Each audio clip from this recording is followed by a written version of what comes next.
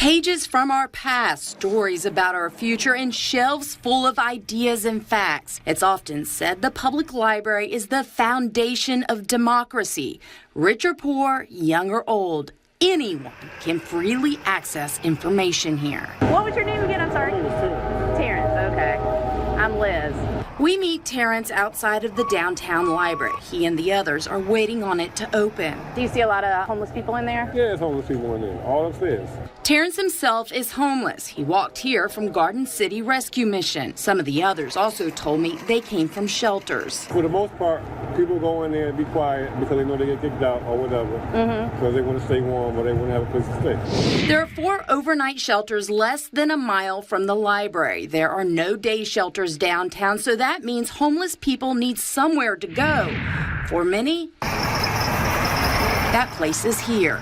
The majority of the people at the computer center, they homeless, especially upstairs. You go up on the second floor, they homeless. Go way in the back where the TV at, they homeless. We are in the downtown area.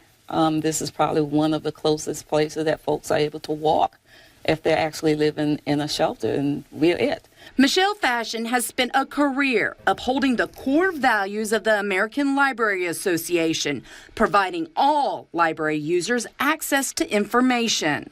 We cannot discriminate against anyone that's coming into this building. We're here to serve the general public, and they're part of the general public. Most will spend their day reading or surfing the net. Others, well, there has been a couple incidents in the library that I know I wouldn't want I wouldn't want to be exposed to it. Is that a problem here? I don't think it has been, at least not since my tenure.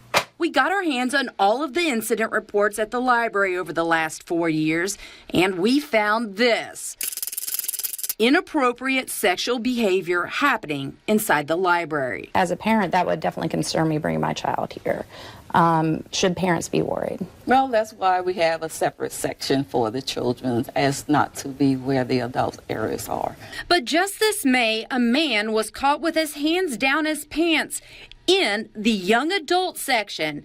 And in August, staff found graphic cards in the children's section. The library has an unintended child and child safety policy, and there are also signs posted warning parents not to leave their child alone.